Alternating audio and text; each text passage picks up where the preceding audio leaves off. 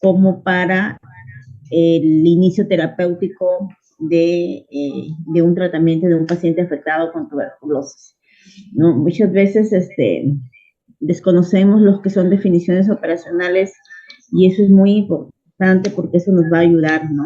A la toma, como les dije, a la toma de decisiones, ¿no? Entonces, esta nueva norma habla bastante de como se les habló, el tema de búsqueda de casos de tuberculosis. Tenemos dos situaciones en que podemos buscar estos casos. Son dos estrategias, cabe decir, que es la búsqueda pasiva de casos y la búsqueda activa de tuberculosis. No, entonces, esta búsqueda pasiva de casos de tuberculosis es una actividad que se realiza dentro de los servicios de los establecimientos de salud.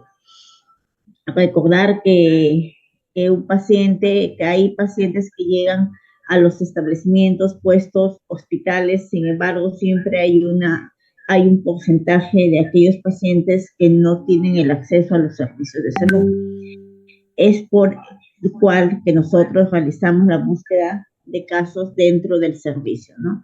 Un paciente que llega quizás a un consultorio de médico, a un consultorio ginecológico, a diferentes consultorios, y vemos que tiene algún síntoma o signo presuntivo a una tuberculosis, no, ahí podemos descartar la misma. Y la búsqueda activa es aquella definitivamente que las intervenciones o esa búsqueda es realizada fuera del establecimiento puesto, ¿no?, de salud, ¿no? Hablamos de zonas localizadas o focalizadas, ¿no?, que tienen mayor incidencia de tuberculosis, o en áreas de riesgo como centros penitenciarios, que son poblaciones cerradas o semicerradas, ¿no? Entonces, recordar también que llamamos a un caso de tuberculosis presuntiva. El caso de TBC presuntiva es aquella que presenta al menos 2 o más síntomas o signos, que puede ser tos, dificultad para respirar, pérdida de peso, puede tener sudoración nocturna, o puede tener una hemoptisis, que es un sangrado al toser, ¿no? Entonces, otro síntoma, ¿no?, decaimiento también. El paciente puede presentar estas 2 o más signos o síntomas y nosotros podemos estar hablando de un caso de tuberculosis presuntiva, ¿no? Ahora, el caso de tuberculosis, aquello llamo caso de tuberculosis, es aquel definitivamente caso que es diagnosticado la persona a quien se le diagnostica tuberculosis, y puede ser por diferentes diagnósticos, puede ser por una confirmación bacteriológica, que es a través de una muestra de esputo, o puede ser por un examen radiológico o por un criterio clínico, y a esa persona se le diagnostica la enfermedad.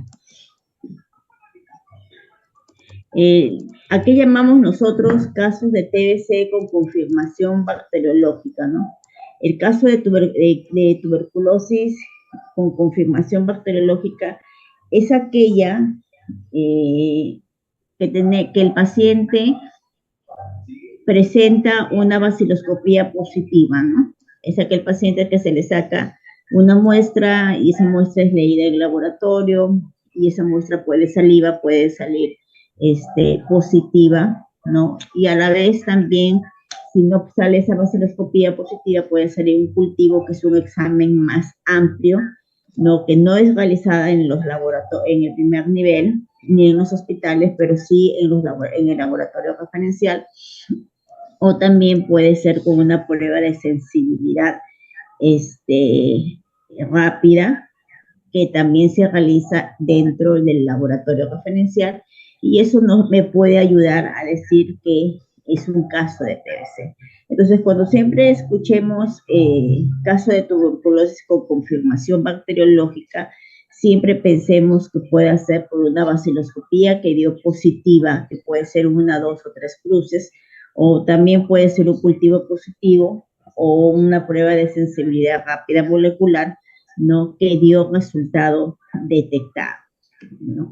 Ahora, cuando yo hablo de un caso de tuberculosis sin confirmación, es decir, no tengo esto, lo que estoy diciendo, ni vaciloscopía, ni cultivo, ni prueba de sensibilidad, ese diagnóstico puede ser mediante un criterio clínico, ¿no? El médico puede dar un diagnóstico solamente por signos y síntomas, no puede ser por un criterio epidemiológico, también puede tener un antecedente de haber tenido una tuberculosis o algún familiar, o puede también tener un criterio radiológico que es con un apoyo de rayos, ¿no? Entonces, de imágenes es un poco que va a ayudar a a diagnosticar una tuberculosis sin confirmación bacteriológica, ¿no? Entonces, no nos olvidemos que lo que prima acá es las manifestaciones clínicas, ¿no? El criterio clínico que pueda tener el médico tratante para detectar un caso de tuberculosis en una persona,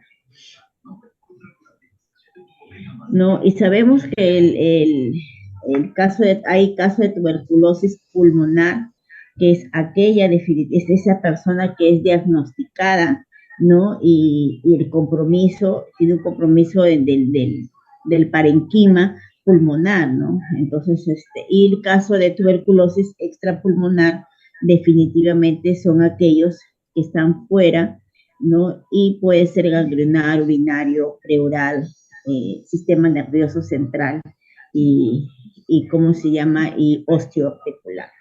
Entonces, el caso de TB se clasifica en dos, una que tiene la TBC con compromiso parenquimia pulmonar, ¿no? Que es un caso de tuberculosis pulmonar, y el otro que es la TBC pulmonar a la persona que se le diagnostica TB, ¿no? En órganos diferentes, ¿no? Diferente a los pulmones y que puede ser ganglionar, urinaria, pleural, sistema nervioso central y osteoarticular. Dentro de las definiciones operacionales, un poco para comprender, es muy importante también a qué llamamos caso índice.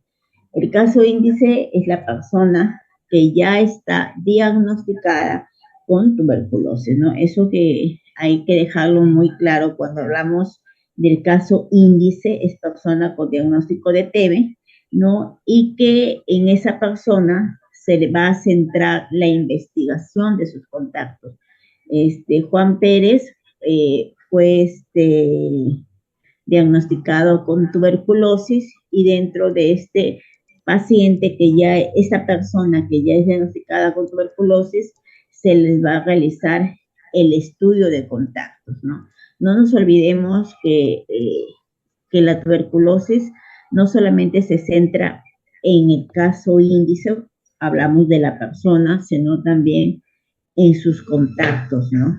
Entonces, aquí vemos el tema de contactos, ¿no? El contacto es la persona que tiene o ha tenido alguna exposición con el caso índice, es decir, con la persona diagnosticada, y que comparten o compartieron el mismo domicilio, ¿no? O se frecuentaron en el mismo espacio, ¿no?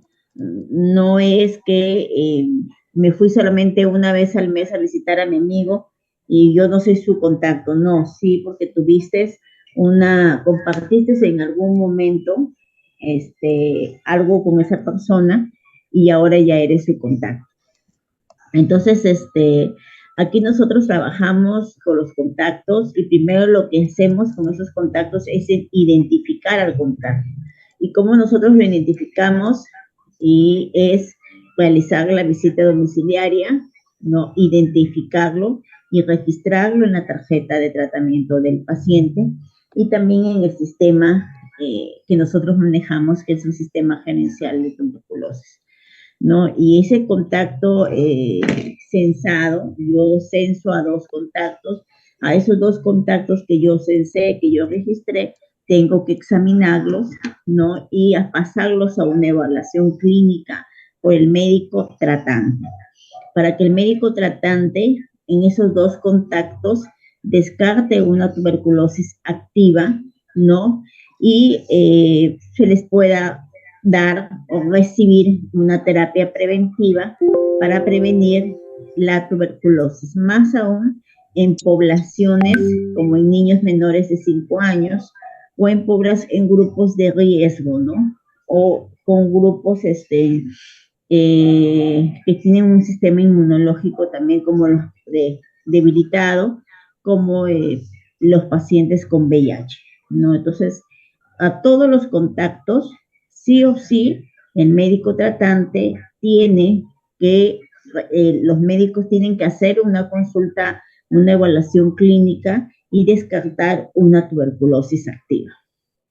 Una vez que ese contacto es evaluado por el médico tratante, esos contactos van a ser controlados. ¿Y cómo van a ser controlados? Van a pasar en cierto tiempo al médico tratante, para ver si es que no tiene una tuberculosis activa, ¿no? Entonces, no es que yo examiné, yo censé, examiné y ahí lo dejé, sino que tengo que ese contacto controlado.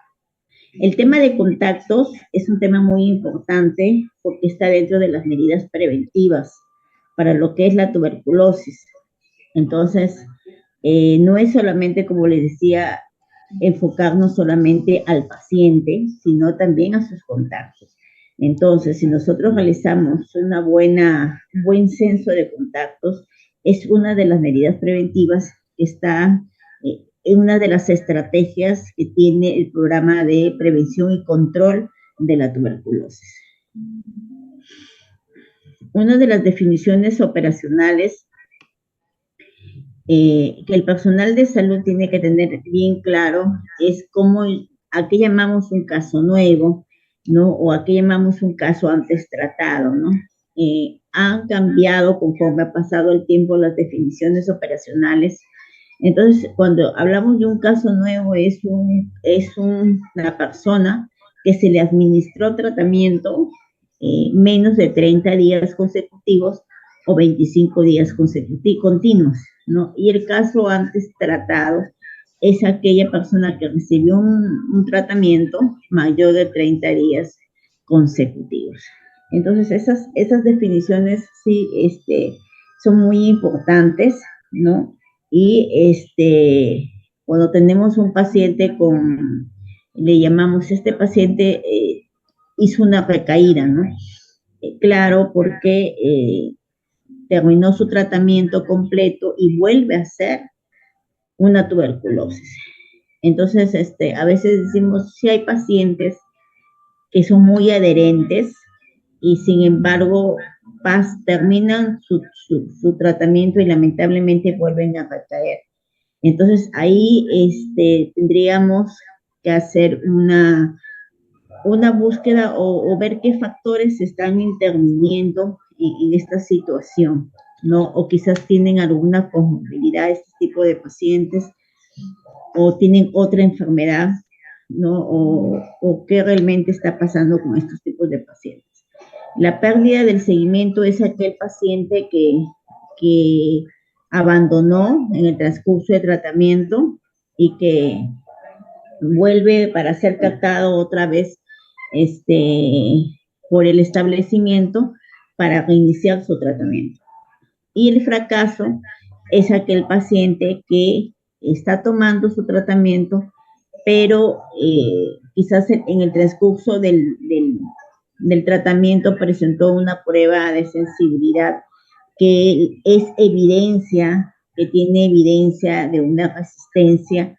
Entonces ahí llamamos nosotros fracaso, porque es un fracaso farmacológico por ser evidenciado una farmacoresistencia a una droga. Entonces también es muy importante conocer a qué llamamos una derivación, una transferencia.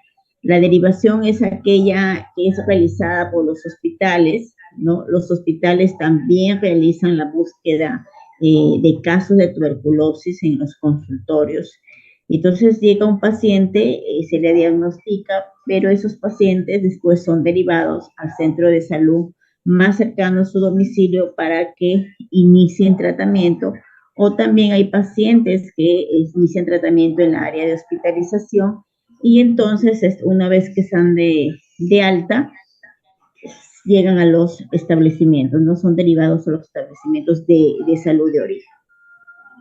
Y la transferencia es aquel paciente, Juan Pérez, que está tomando tratamiento en el Centro de Salud de Leonardo Gil. Estoy haciendo como ejemplos. Y por una situación laboral necesita irse a otra región, a Cajamarca, a La Libertad, a otras Tumbes, a otra región. Entonces nosotros hacemos las coordinaciones para que ese paciente continúe su tratamiento en otra región, ¿no? Por situaciones de trabajo, de estudio, por diferentes situaciones que el paciente necesite ser trasladado a otro establecimiento.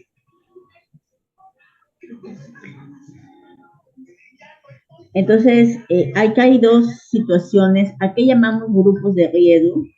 Los grupos de riesgo definitivamente son aquellos grupos de personas a quienes la prevalencia o la incidencia de TB es más alta que a la población en general. Por ejemplo, trabajadores de salud, ¿no? Los trabajadores de salud nosotros estamos expuestos, ¿no? A tener o a contagiarnos de tuberculosis, ¿no? Por la misma situación que trabajamos, ¿no? Entonces, nosotros hemos tenido trabajadores con tuberculosis, ¿no?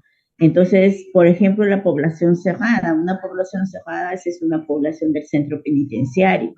También ellos tienen incidencia o prevalencia alta de tuberculosis, ¿no? Los albergues, los centros de rehabilitación, ¿no? Entre otros. Y también las instituciones educativas, centros laborales, guarderías, entre otros, ¿no? Entonces, a eso yo llamo un grupo de riesgo, y la población con vulnerabilidad, que son vulnerables, son aquellas personas que presentan alguna enfermedad o tienen alguna condición que resulte un riesgo de desarrollar una tuberculosis activa, ¿no? Por ejemplo, las personas viviendo con el virus, las personas con VIH, ¿no? Ellas son personas que por su misma condición tienen mayor riesgo de contraer una tuberculosis activa.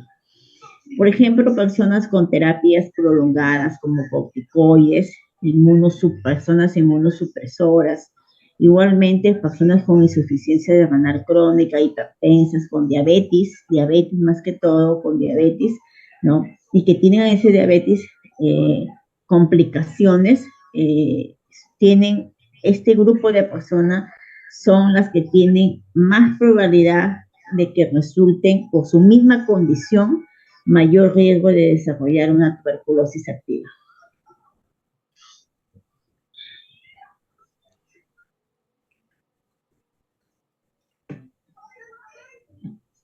¿No? Entonces, ¿cómo yo puedo decir que este paciente, cómo puedo decir que mi paciente está curado de TB? ¿Cómo yo lo sé?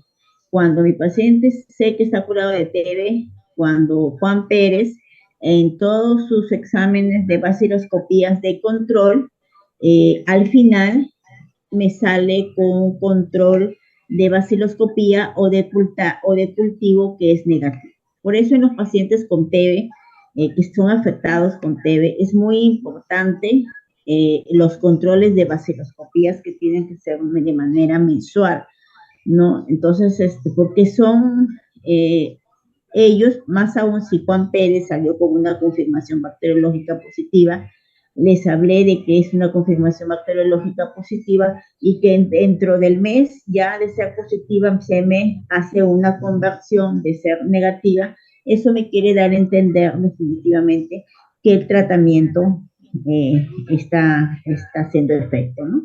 Y un tratamiento completo es aquella persona, Juan Pérez, que inició tratamiento y que por situaciones ajenas no se les pudo sacar una vaciloscopía al último mes, ¿no? Entonces, pero evidencio yo como profesional de salud que es un paciente que sí es adherente al tratamiento, entonces, digo yo que es un paciente con un tratamiento completo, ¿no? El paciente curado definitivamente tiene que, para yo decir que ese paciente se curó realmente, tengo que tener sí o sí al último mes, al término del tratamiento, una vaciloscopía o un cultivo negativo.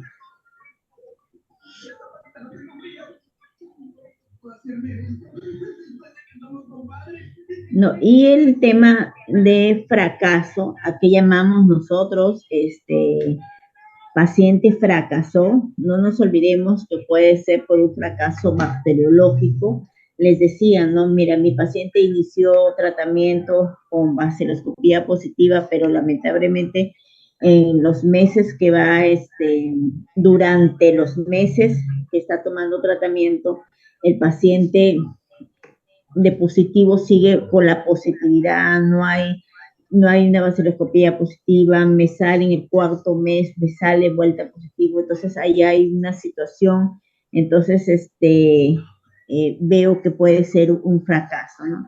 Entonces a veces también vemos que fracasos, algunas reacciones adversas al medicamento, nosotros no sabemos si es que algún paciente, por eso es muy importante que el personal de enfermería y el médico sean mensualmente estos tipos de pacientes evaluados, ¿no? Monitoreados para nosotros ver si es que algún fármaco está haciendo alguna reacción adversa. Y también hablo de fracaso cuando tengo una evidencia de que este paciente en el transcurso o durante los meses de tratamiento me puede salir resistente a una de las drogas, ¿no? Entonces, ahí sí, lamentablemente, este tratamiento que le estoy dando ya no es el adecuado y tendría que cambiarle de medicamento, de tratamiento. Bueno, el paciente fallecido es aquel paciente que durante el tratamiento fallece, ¿no? Y la pérdida de seguimiento es aquel paciente que se fue diagnosticado, inició tratamiento, pero descontinúa el mismo durante el transcurso de que se le está realizando el tratamiento. No, no, es muy importante el tratamiento observado directamente en boca. En tuberculosis no está la situación, yo te doy mi pastilla y llévatela a tu casa. Eso no se maneja en TV. En tuberculosis es el tratamiento directamente observado en boca. Es el principal actividad que tiene que ser realizada por el personal de enfermería, ¿no? Salvo que sea un paciente postrado, la enfermera puede ya dar el tratamiento a su casa, o por situaciones puede tener un soporte familiar, ¿no? Y pues se puede hacer quizás una videollamada, que no es que siempre se basa, sino en situaciones especiales. Y algo muy importante, que esto sí es muy importante, y a pesar que nosotros fortalecemos las definiciones operacionales, sí tenemos todavía deficiencias todavía en la clasificación de estos tipos de tuberculosis, ¿no? Cuando yo hablo de una tuberculosis sensible, es aquella que no tiene resistencia a ningún medicamento, a ninguno de ellos, ¿no? Pero cuando yo hablo de una tuberculosis resistente a isoniazida, ¿no? Estoy hablando que hay una resistencia solamente a ese fármaco. Cuando yo hablo de una resistencia a rifampicina, solamente estoy hablando que es resistente a la rifampicina, pero cuando yo tengo ya la evidencia de que es resistente tanto a isoniazida como a rifampicina, el término, la definición es multidrogo resistente. Es MDR. ¿Por qué es MDR? Porque es resistente tanto a la isoniazida como a la rifampicina. Y cuando yo hablo de un paciente pre-XDR, ¿no? Es aquel paciente definitivamente que es resistente a la rifampicina, ¿no? A la isoniazida, más una fluoroquinolona, ¿no? Y una fluoroquinolona estamos hablando de un inyectable. Entonces, eso definitivamente es una prueba que nosotros, que se le realiza al paciente, una prueba de sensibilidad de Juan Pérez, y ahí sale definitivamente. ¿Sabes qué? El paciente Juan Pérez te sale en la prueba de sensibilidad. Es resistente a rifampicina, es resistente a isoniazida, ¿no? Es un MDR, pero aparte tiene una resistencia a una fluoroquinolona. Incluso te dice la prueba de sensibilidad a qué medicamento está haciendo resistencia, ¿no? Ahora, cuando yo hablo de un paciente extensamente resistente, es que aparte de la fluoroquinolona, con todo lo agregado de los demás, le sale un medicamento que nosotros utilizamos también en la bedaquilina, la linezolid, no, también le sale resistente. Es decir, que ese paciente ya es extensamente resistente. Si hemos tenido pacientes con estos criterios y el tratamiento es un poquito más prolongado, un poco nada más, porque ahora ya tenemos esquemas acortados, ya no tenemos esquemas con inyectables, cero inyectables, todos son esquemas acortados, que eso nos ayuda a favorecer la adherencia al paciente afectado con TB. Bueno, y la visita domiciliaria, que es muy importante, es una estrategia de seguimiento, ¿no? Y que se puede realizar por cualquier profesional de salud, ¿no? Que es muy importante, al menos en el primer nivel de atención. Familiares del señor Alfonso Vázquez. Dígame, doctor, ¿cómo está mi esposo? ¿Sabe para mí? Señora, me apena mucho darle esta noticia. Hicimos lo que pudimos, pero no logramos hacer reaccionar a su marido.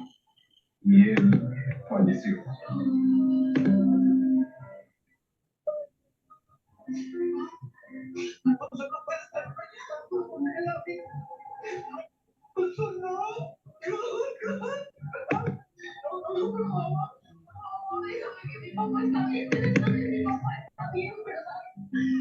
En verdad lo siento. Su corazón no resistió. Tuvo una obstrucción en las arterias coronarias y sobrepeso y el hígado graso jugaron en su contra. Lo siento.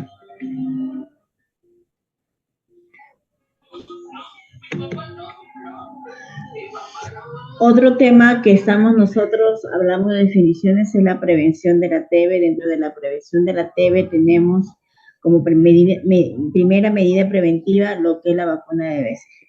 Definitivamente todo recién nacido a las 24 horas debe ser vacunado con la vacuna de BCG. No, igualmente el tema en los casos de los recién nacidos de madres con VIH, ¿no? Igualmente, estos casos de recién nacidos con madres con VIH tienen que ser evaluados por el médico infectólogo o por el médico pediatra, ¿no? Para que puedan ser vacunados dentro de las 24 horas. Igualmente, si yo tuviera, y han visto, se ha visto, siempre nos llaman y nos dicen, ¿sabes qué? Tengo una mamá, un recién nacido, y ese recién nacido, su mamá tiene se le descartó la tuberculosis. Una vez descartada la tuberculosis, se le vacuna al niño, no hay ningún problema, lo más pronto posible, dentro de las primeras 24 horas. Ahora, si ese recién nacido, su mamá tiene diagnóstico de TB, ¿qué hago yo primero con el recién nacido? Ahí sí cambia. Al recién nacido, yo lo primero es completar la terapia preventiva del recién nacido, ¿no? Y de ahí se le coloca la vacuna, no hay ningún problema. No nos olvidemos que tenemos hasta los 11 meses, 29 días para colocar la vacuna. Pero en lo que, si hay un recién nacido con madre con TB, primero tenemos que descartar la tuberculosis congénita que se puede tener el recién nacido. Y ahí tomar la decisión de la vacuna y del inicio de la terapia, terapia preventiva de tuberculosis. Pero es muy importante el descarte primero en estos tips, si es que la mamá tuviera tuviera tuberculosis.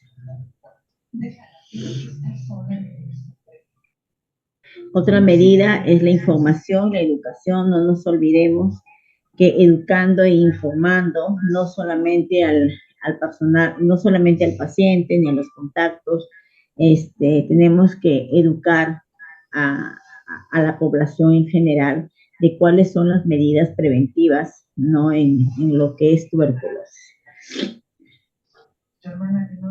No, igualmente en lo que es el paciente es muy importante que esa información y esa educación, ¿no? Como el uso de mascarilla durante el periodo de contagio.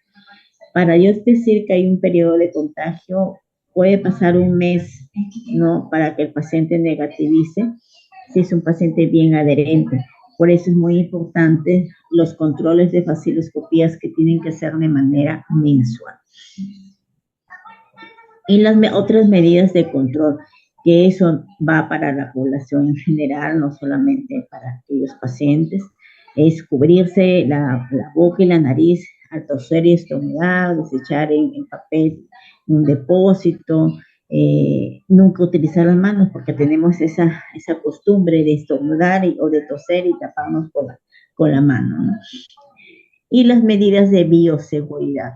Siempre tenemos que promover la ventilación natural, maximizada, la iluminación, tanto en las viviendas de los pacientes afectados de TB, tanto en el lugar de estudio, tanto en el lugar de trabajo, tanto en el transporte público. Sí, lo que nosotros debemos hacer es promover medidas de bioseguridad. Esas medidas de bioseguridad es promover ventilación e iluminación natural. Y otra importante es una alimentación saludable, ¿no? Que deberíamos tener todas las personas, más aún estos pacientes afectados con TB. Es que ustedes no entienden, ¿verdad? No importa lo que piensen. Yo sí me voy a quedar. Por favor, ¿hasta acá hay alguna pregunta?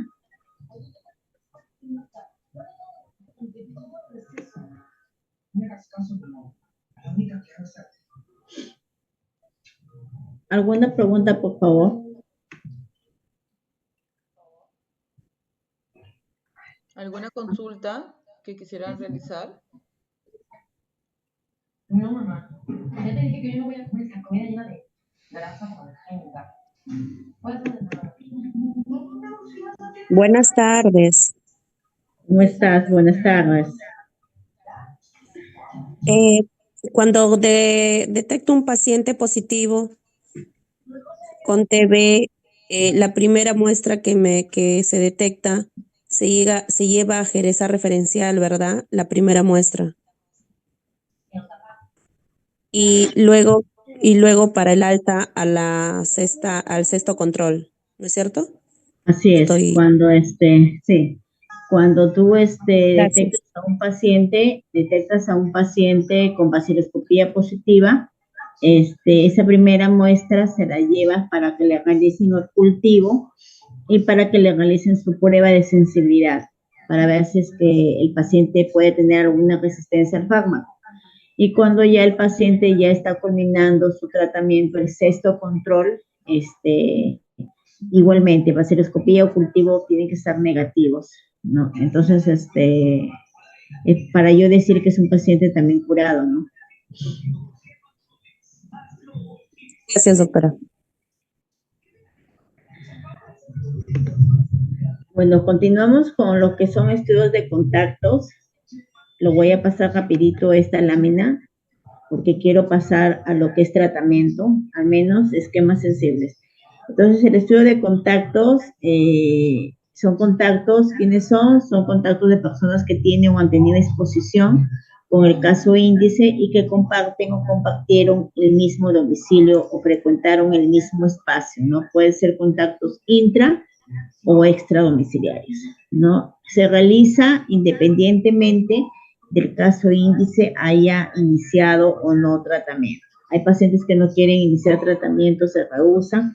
Sin embargo, sí nosotros tenemos que tener ciertas habilidades para nosotros poder abordar a los familiares y al paciente y que el paciente responda a su tratamiento y también se realice la evaluación y censo de contacto, ¿no? ¿En dónde se realiza este estudio de contacto? No se realiza en el establecimiento, se realiza en el establecimiento, en el lugar de residencia, en la vivienda, de preferencia en la vivienda, porque nosotros hacemos la visita domiciliaria para realmente ver si es la dirección del paciente, para constatar la dirección del paciente, y por ahí aprovechamos y hacemos el censo de contactos y realmente vemos con quién vive el paciente, ¿no?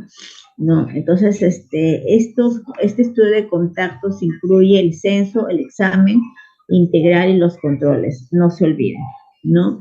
Entonces, el censo y el examen integral de los contactos se completan en un plazo no mayor de 15 días.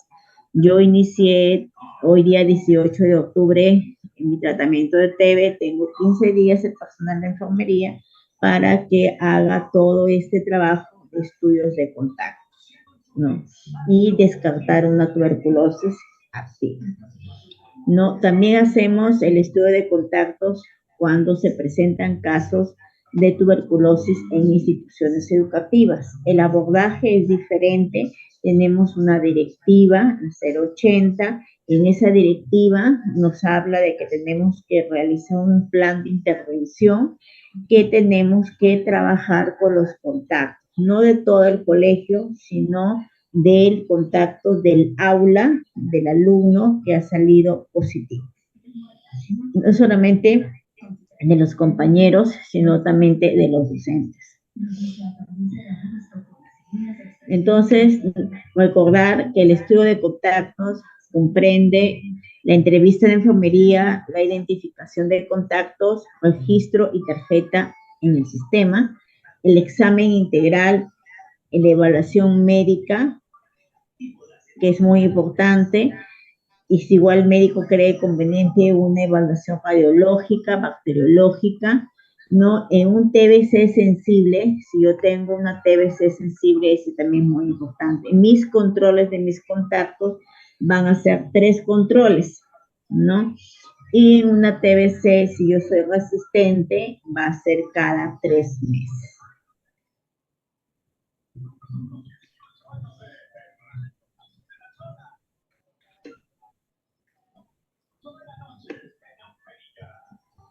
Gracias a Epavionda, Locoborda. Esta noche regale una fantasía.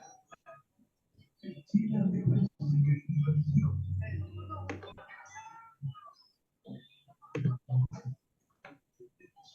Desbordada. Mucha gente dijo que lo que estabas consiguiendo no era tuyo, que te lo habían dado. De inesperadas revelaciones. Cuando hay personas que van a tener el canal. Después del reflector. Ya. Vamos a hablar un poco de lo que es el tratamiento de la TB, que es muy importante que ustedes lo sepan. Entonces, los esquemas de tratamiento de tuberculosis sensible a los medicamentos. Estoy hablando solamente acá de pacientes sensibles, que son pacientes que no presentan ninguna resistencia. Entonces, estos tipos de medicamentos están indicados para un paciente con TBC pulmonar o extrapulmonar, para pacientes nuevos o antes tratados, para adultos y niños y para pacientes con o sin coinfección por VIH.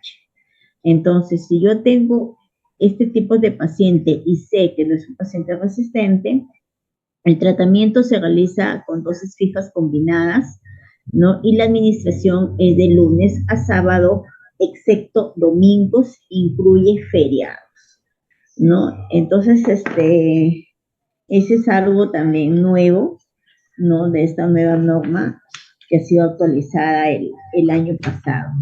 Entonces, los casos de tuberculosis con confirmación bacteriológica o sin resultado de prueba de sensibilidad. Cuando yo digo la H es isoniazida y la R es rifampicina, y sin factores de riesgo para una tuberculosis drogoresistente, deben ser tratados para esquemas tuberculosis, ¿no? Las personas que viven con el virus del SIDA, las personas con VIH, se debe garantizar la terapia antirretroviral una vez que el paciente inicie el tratamiento para la TB. No nos olvidemos que tenemos pacientes, por ejemplo, que tienen VIH y a la vez tienen tuberculosis.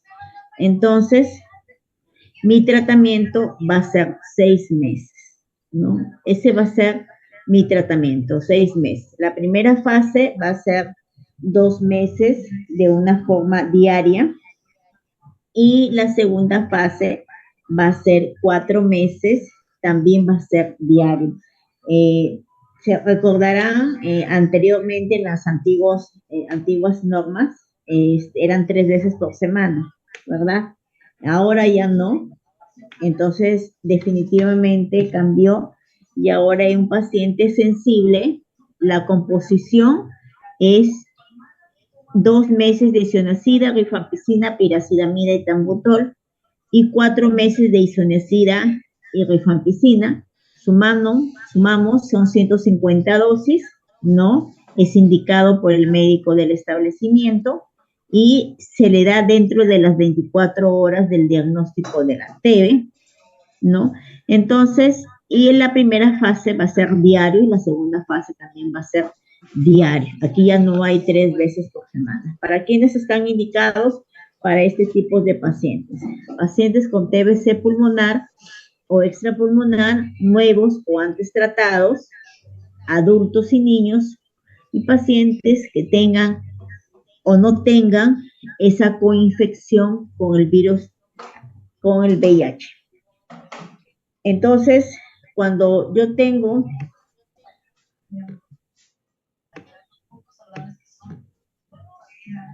No, por favor.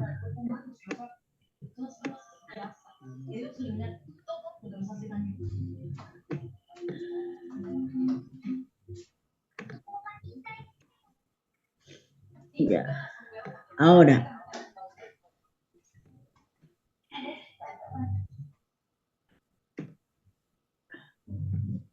ya, un paciente en un esquema sensible para tuberculosis, con el sistema nervioso central o osteoarticular, ya no va a ser 6 meses, ¿no? El paciente, no nos olvidemos de las primeras diapositivas cuando yo les presenté TBC pulmonar y TBC extrapulmonar, ¿no? La TBC, ¿qué compromiso contiene? ¿Qué está comprometiendo? Y el sistema, y la TBC extrapulmonar no está alojado a la tuberculosis dentro del parenquima y está en otros órganos. Entonces, aquí estamos hablando de una TBC sensible, ¿no? Que puede ser miliar, sistema nervioso central o osteoarticular. El tratamiento ya no va a ser 6 meses, el tratamiento ya va a ser 1 año. La primera fase está constituido, primera fase 2 meses, isoniazida, rifampicina, piracidamida, tambutol, 50 dosis, y la segunda fase son 10 meses, ¿no? Es isoniazida y rifampicina, también es diaria, ¿no? Y son 250 dosis, ¿no? Acá como es una TBC más en otro tipo de órgano, debe incluirse el equipo multidisciplinario para su manejo, ¿no? Entonces, no nos olvidemos que según las enfermedades, según la tuberculosis que esté clasificada, va a ser el tema del tratamiento. Entonces, según la TBC miliar, y es porque la miliar, el sistema nervioso central y la osteoarticular están clasificadas como tuberculosis extrapulmonares. Entonces, esas van a ser 12 meses, ¿no? Primera fase 2 y segunda fase 10.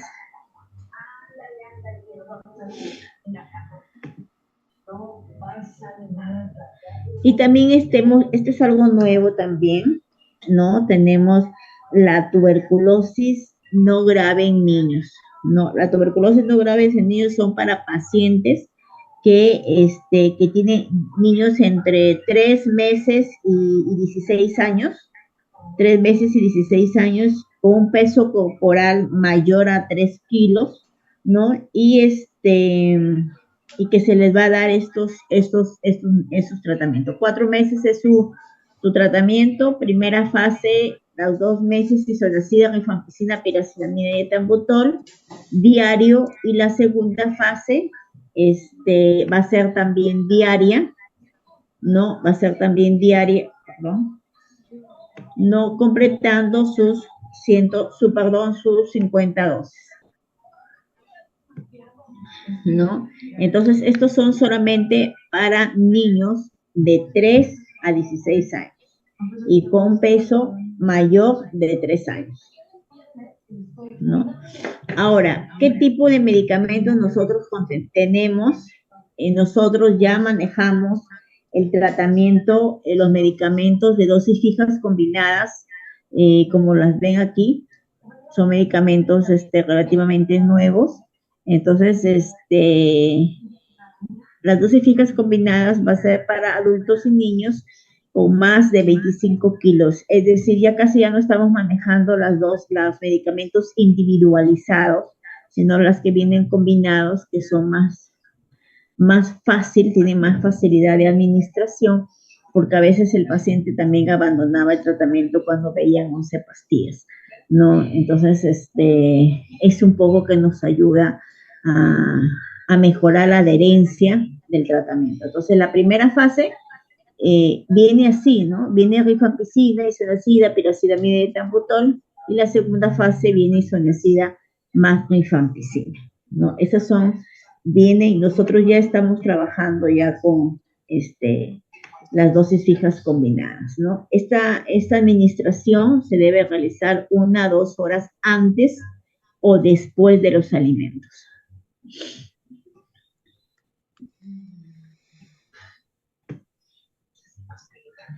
Ya, aquí está la dosificación de esquemas sensibles con dosis fijas combinadas para adultos y niños con más de 25 kilos. Si ustedes se dan cuenta, aquí nos vienen las tabletitas, ¿ya?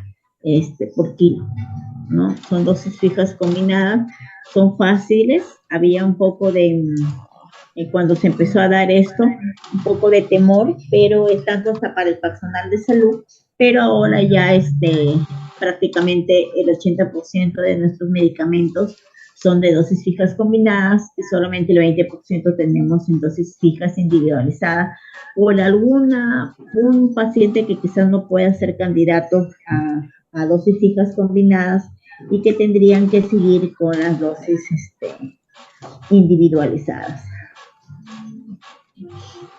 No, nosotros también tenemos dosis fijas, medicamentos de dosis fijas combinadas en tabletas dispersables. Dirán, pues señorita, ¿qué es tableta dispersable? No, esos son para niños que no pueden deglutir y son de fácil de ingerir, ¿no? Y son para niños con menos de 25 kilos, ¿no? Entonces vienen así, ¿no? Entonces te viene la primera fase, rifampicina, isoniazida, piracetamida, y el etambutol te viene aparte, y en la segunda fase te viene la isoniazida y la rifampicina. Son dispersables, ¿no? Aquí está la administración de tabletas dispersables, se administran de lunes a sábado, incluidos feriados, entre 1 hora antes o después de los alimentos. Las tabletas dispersables necesarias deben ser disueltas en 10 mililitros de agua. Toda mezcla debe ser ingerida para que los pacientes de TB lo ingieran, dentro de los 10 minutos preparado. Entonces es una dosis correcta porque ya viene preparado. Es dispersable porque se puede diluir y tiene buen sabor. Así que los niños ahí no tienen mucha dificultad para tomar sus tratamientos. A veces teníamos que chantar la pastilla, ¿se acuerdan? O teníamos que moler la pastilla o darles así, no. Ahora ya utilizamos nosotros las dosis fijas combinadas en tabletas dispersables.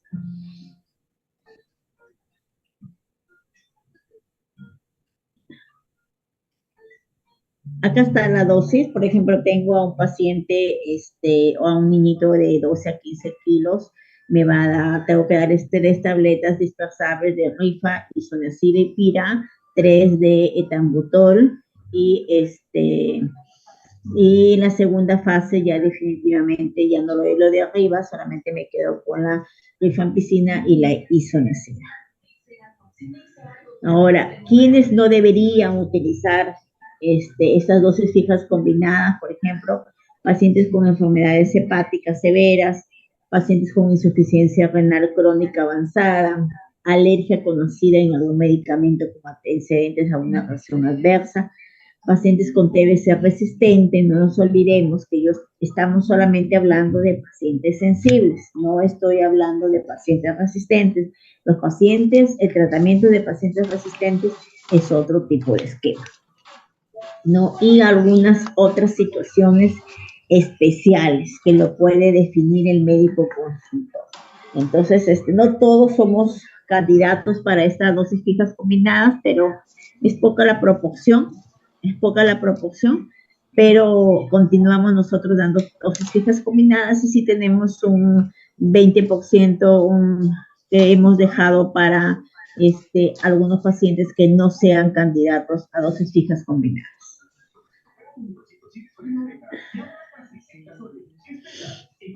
No, entonces, siempre va a haber algunas situaciones especiales para el seguimiento de un esquema sensible. Estoy hablando solamente de esquemas sensibles. Entonces, ante la persistencia de una bacteriología positiva, yo tengo un paciente y me sale que al segundo mes me sale todavía positivo, el médico del establecimiento debe realizar, y eso es la enfermera, porque la enfermera es la que está constantemente monitoreando al paciente, y es ella la que le dice, ¿sabes qué, doctor? El paciente sigue positivo, no hay cambio en su positividad, entonces se le tiene que solicitar una nueva prueba de sensibilidad, quizás hay una resistencia, o solicitar un cultivo de esputo, cualquier otras cosas que puedan suceder, ¿no? Y sacarles una prueba de sensibilidad para ver si esos pacientes sí o sí puede tener una resistencia o algo que esté pasando por ahí, y ya no pueda ser tratado por el médico tratante y pueda ser tratado por un médico consultor, ¿no? Para que realice por qué ese paciente sigue siendo positivo. No nos olvidemos que, como les dije al inicio, los pacientes afectados con TB no es solamente, señor, tome su pastilla y váyase. No, tenemos que descartar si tiene VIH, si tiene diabetes, si es hipertenso, como si tiene algún factor de riesgo que me pueda decir que ese paciente me pueda abandonar. El soporte familiar es muy importante, quizás es alcohólico, quizás es drogadicto, y todo eso lo vamos a saber en una buena entrevista de enfermería. Por eso la buena entrevista, la concientización es muy importante. Entonces, un momentito, por favor.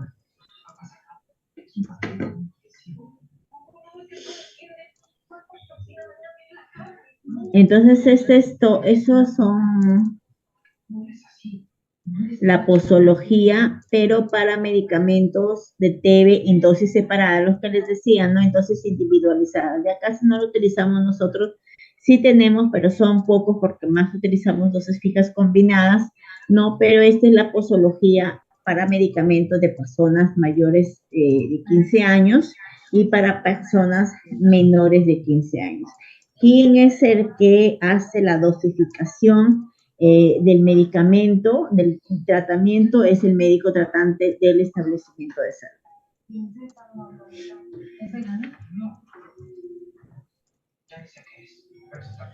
No, y este es un monitoreo de esquemas de pacientes con esquemas sensibles. No nos olvidemos, por ejemplo, esto es basal. Debemos tener hemograma, glicemia, creatinina, perfil hepático. Mire el perfil hepático, tengo que tenerlo al inicio y al segundo mes. ¿Por qué creen ustedes? ¿Por qué cree que el personal de salud debería conocer al menos los valores de un perfil hepático? Mire, a veces las transaminasas están elevadas por los medicamentos. Igual, la prueba rápida de VIH también tiene que ser basal. Todo esto basal es que ese paciente tiene que tener al inicio del tratamiento. No una radiografía de tórax. La radiografía de tórax es al inicio, al segundo mes y al término de tratamiento, ¿no? Igualmente, la vaciloscopía tiene que ser mensual. La de diagnóstico, ¿no? Y todos sus controles. No nos olvidemos que un esquema sensible, ¿no? En 6 meses, ¿ah?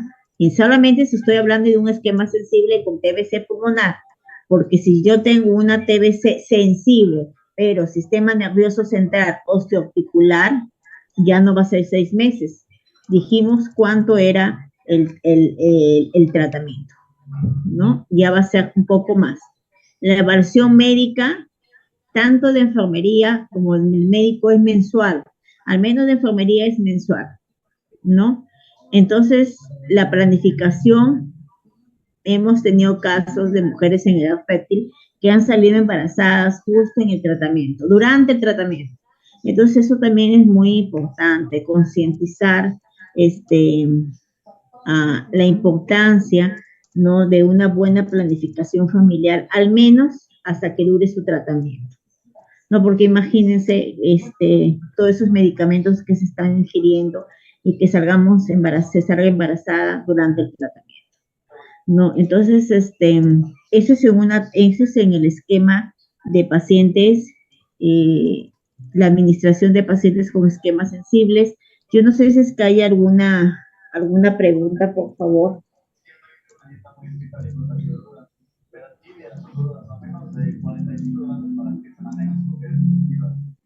Mucho gusto, Iván.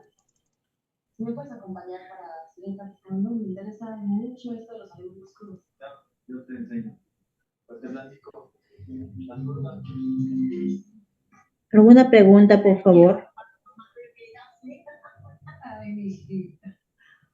¿Alguien que quiera hacer una consulta, por favor, o alguna intervención? Si desean realizar, por favor, levanten su manito, o si no, pueden también escribir al chat.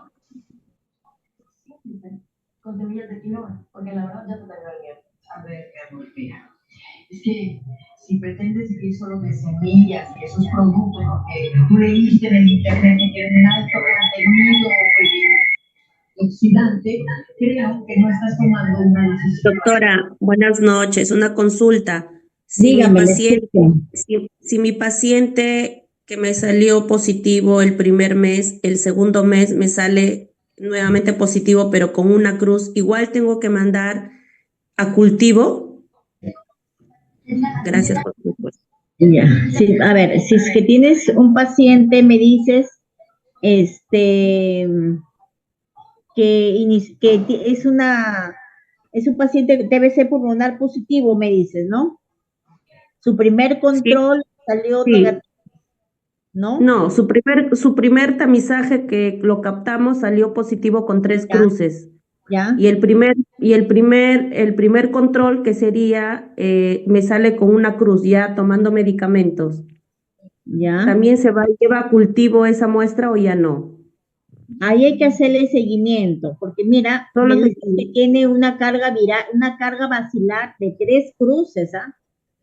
Y 3 cruces es una buena carga, ¿no? Entonces puede ser que haya una demora ahí en hacer una vaciloscopía, que sus controles de la noche a la mañana en un mes te salga positivo, pero ahí sí, que salga, perdón, negativo, pero ahí sí tienes que esperarte el segundo control al menos, o pasarlo ya por el médico consultor para ver si es que tiene otro factor que esté determinando esa positividad.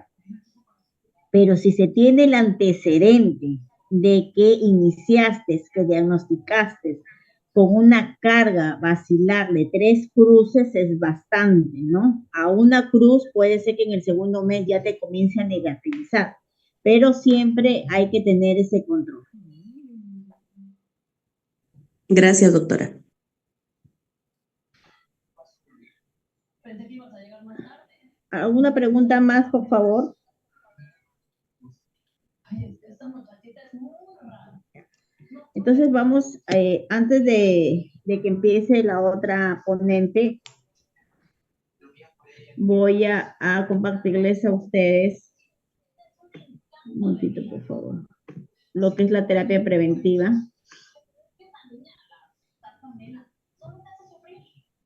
Me faltó que viniera el día de mi cumpleaños para darme cuenta que es una chocosa. Es que han cambiado su alimentación. Y entiendo, su papá murió de un mal provocado por su obesidad. Ay, tan flaca que está. ¿Sabes qué? Mejor me voy a estudiar a mi cuarto. Quiero que me voy a hablar contigo de mi novio. No lo entenderías. Pues tú tampoco la entiendes mucho, querido. ¿Entonces está hablando en día? Antes era súper divertido. Hasta íbamos a los videojuegos y ella me acompañaba en los entrenamientos. Ya ni se quiere juntar con nosotros. La licenciada Yoli. Sí, vamos a ir. Nada más le voy a decir a Pablo que se traiga su comida. Pero no nada sobre su comida. Yo no tengo ningún problema con eso. El problema es familia.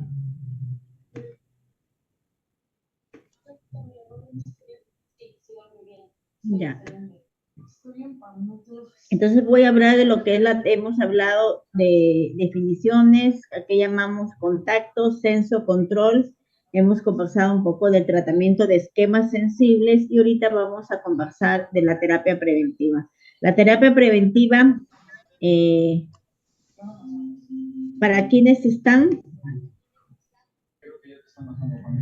La terapia preventiva comprende, es terapia preventiva de tuberculosis. Antes se llamaba quimio, la quimio, como se dice, ¿no? La quimio dale quimio, le decían con la isoniazida, ¿no? Ahora es terapia preventiva de TB y comprende la indicación y suministro de administración de medicamentos preventivos a personas a quienes se le ha descartado la tuberculosis. Entonces, ¿para quienes están indicados? Está indicado para menores de 5 años que son contactos de casos de tuberculosis pulmonar. Todo caso, todo contacto que tenga o que haya tenido, cabe la redundancia, contacto de un caso índice, y sabemos que es un caso índice de TBC pulmonar, sí o sí debe recibir su terapia preventiva. De 5 años a más, con una TBC con confirmación bacteriológica, de 5 años a más que sean contactos de pacientes con TBC pulmonar, personas que pertenezcan a un grupo de riesgo. Hemos hablado cuáles son las personas que están en grupo de riesgo y quiénes son las personas que tienen vulnerabilidad. Por ejemplo, los pacientes con VIH. Los pacientes con VIH, sí o sí, a ese paciente se le tiene que descartar su tuberculosis activa, y una vez descartada la tuberculosis activa, se le tiene que administrar su terapia preventiva, ¿no? Entonces, sí o sí, a ellos se les tiene que dar, ¿no?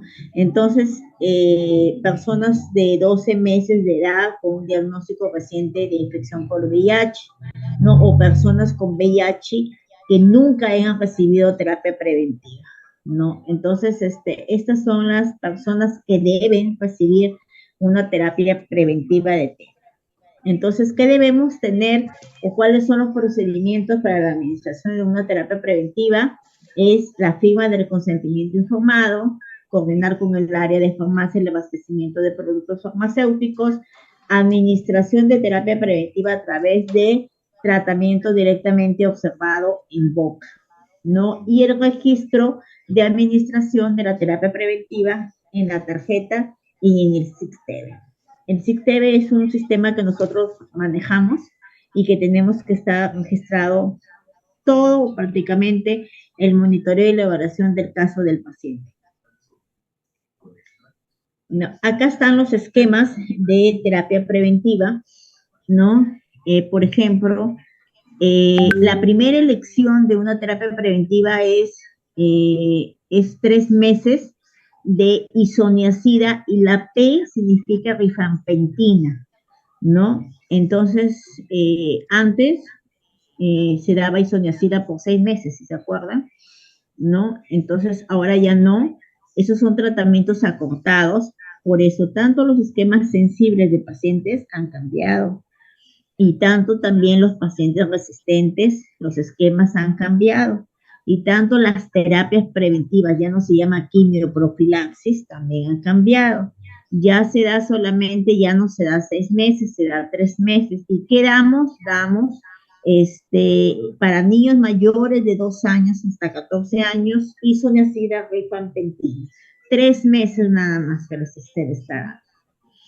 Esta es la primera elección, pero puede ser que por X motivo no pueda tomar la rifampicina, entonces tiene que tomar otro tipo de medicamento, pero definitivamente eso lo tiene que decir el médico, ¿no? Ahora, ¿qué incluye?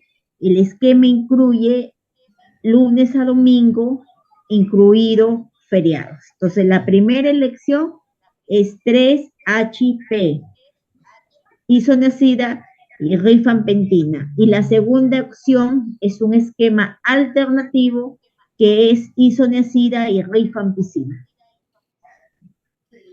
Acá está igualmente para los menores de 2 años, ¿no? Que tenemos de primera elección las 3HR, que son isoniazida y rifampicina en dosis fijas combinadas, la tenemos, y dispersables. Ya sabemos, hemos visto a qué llamamos medicamentos dispersables y que son de fácil uso y administración, ¿no? Es la primera elección, es lo que estamos dando.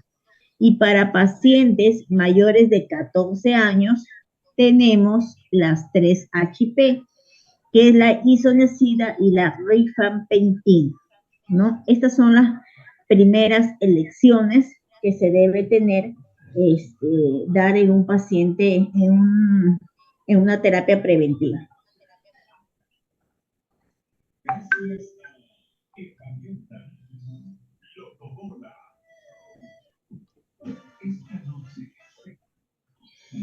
Entonces, cuando la terapia preventiva y contactos, también tengo contactos que son de pacientes con esquemas resistentes. Entonces, si mi paciente es resistente, por ejemplo, a mi contacto, mi caso índice, es resistente a rifampicina, mi contacto, ¿qué va a recibir? ¿Qué debería recibir? ¿No? Entonces ya no debería recibir, si es contacto a rifampicina, va a recibir levofloxacina. Si mi paciente, el caso índice, es resistente a rifampicina, a isoniazida, mi contacto va a recibir rifampicina, ¿no? Entonces es muy diferente a estos, a estas, no nos confundamos, estos son para esquemas para pacientes de contacto de esquemas sensibles y estos son para contactos de casos de tuberculosis que tienen alguna resistencia al fármaco, ¿no? Entonces, ahora vamos a hablar del tamizaje sistemático. Como ya les dije en la primera diapositiva, hacemos el tamizaje sistemático, lo hacemos a través del tamizaje por síntomas, que puede ser la búsqueda de casos para ver si es que tiene alguna TBC presuntiva, ¿no? Tos, flema, hemoptisis, lo que les dije, y también puede ser a través del tamizaje por radiología, ¿no? Que puede descartar una tuberculosis, ¿no? Lo que hablé con ustedes, aquí llamamos una búsqueda pasiva y también una búsqueda activa. Entonces, En la búsqueda pasiva, ya sabemos que lo realizamos en los establecimientos de salud, ¿no? Y la búsqueda activa lo realizamos fuera del establecimiento de salud y lo realizamos en contactos de zonas de alta prevalencia de casos, lo realizamos en los grupos de riesgo, lo realizamos en población vulnerable, ¿no? Entonces, en esos tipos de situaciones realizamos la búsqueda activa. Entonces, aquí va a ser el tamizaje, el descarte de caso de TBC presuntiva, ya saben ustedes que es una TBC presuntiva, pero también nos va a ayudar la búsqueda activa con acceso a radiología, ¿no? El acceso a radiología es muy importante. Entonces, no sé si es que habrá alguna pregunta, por favor.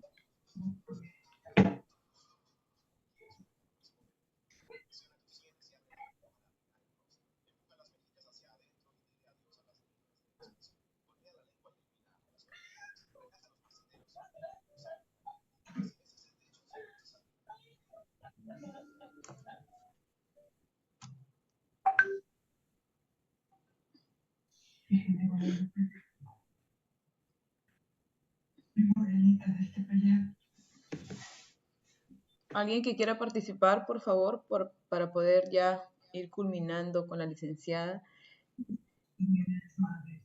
Ya que entra ya la licenciada Joana para poder acompañarnos más adelante. Me dice aquí una señorita Liliana, me dice, señorita, ¿qué método de planificación puede utilizar si tuviera tuberculosis? Ya. Bueno, eso, lo más conveniente es conversar con el servicio, con su ginecólogo, ¿no? Qué medicamento, qué planificación, método le podría, ayudar, considerando que hay una administración diaria de medicamentos a ese usuario, ¿no? Considerando siempre eso, que el medicamento, la administración del medicamento, del tratamiento, perdón, es de forma diaria.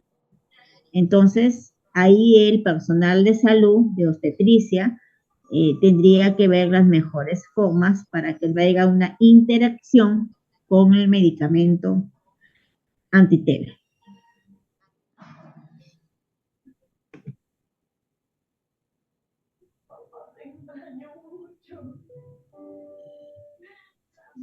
No sé si es que habrá otra pregunta, por favor.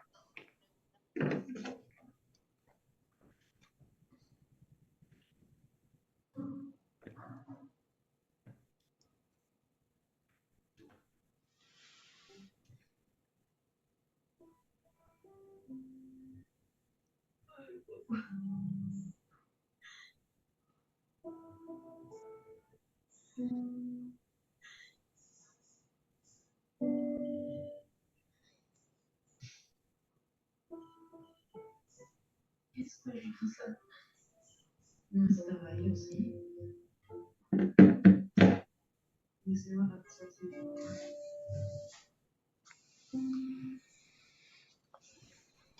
De seguro se le preguntó la agua.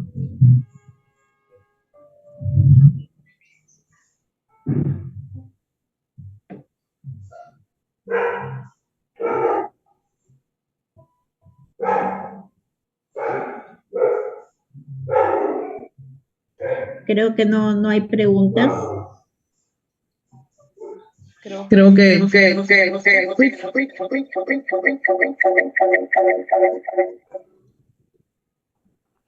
un audio se cruzó. Creo que no hay alguna pregunta más. Creo que está bastante claro, licenciada.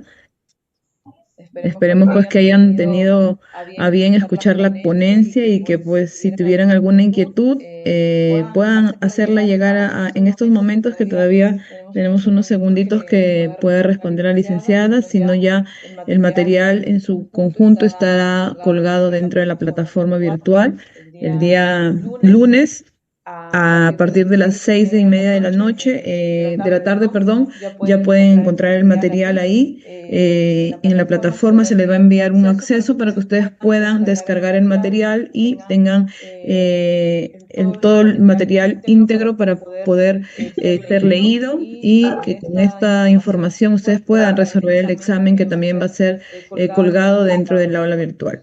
Todos los participantes se les invita también a que en los próximos días se les va a estar enviando la invitación para los próximos cursos de este fin de año ya. Esperemos pues contar con cada uno de ustedes. Sé que a veces el tiempo es bastante reducido por las actividades laborales que tenemos, pero es siempre importante darse un tiempo, ¿no? Darse este espacio para poder retroalimentar y fortalecer nuevos conocimientos.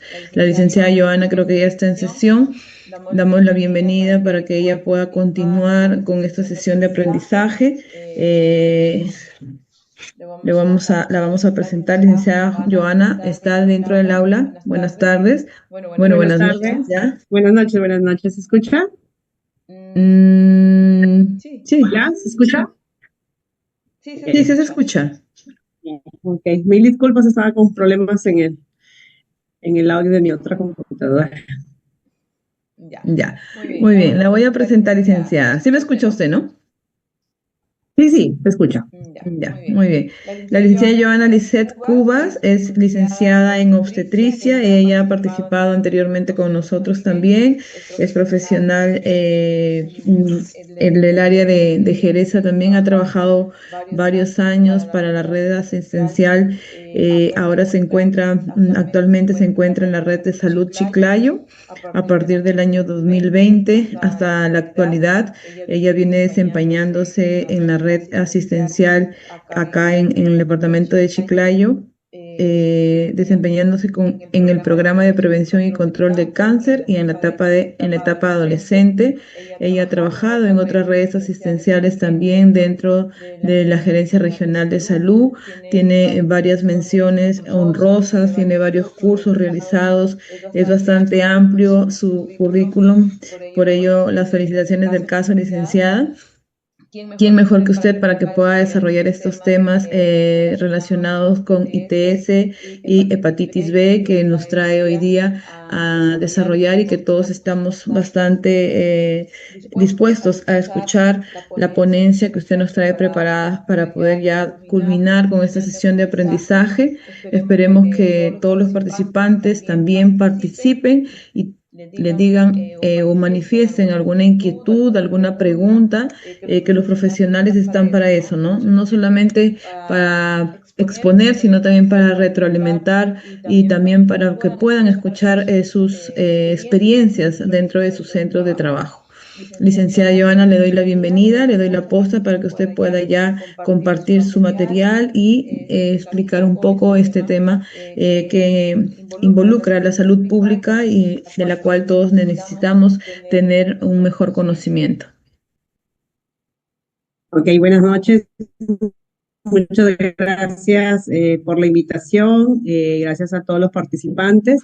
Y bueno, este material que sirva para poder seguir mejorando en nuestras actividades del día a día que realizamos como profesionales de la salud.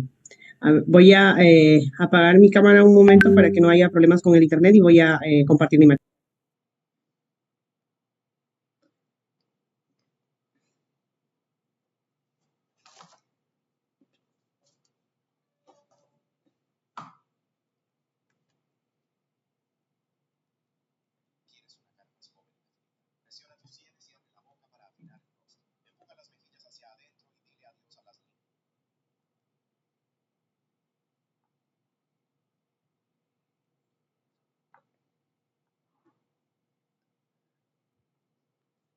Ok, entonces iniciamos.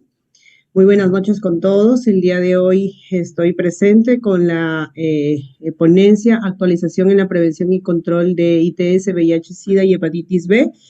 Soy la obstetra Joana Cubas Vázquez, soy maestra en ciencias con mención en gerencia de servicios de salud. También he sido parte de la coordinación de esta estrategia de ITS, VIH, SIDA y hepatitis. Entonces, el día de hoy vamos a dar inicio.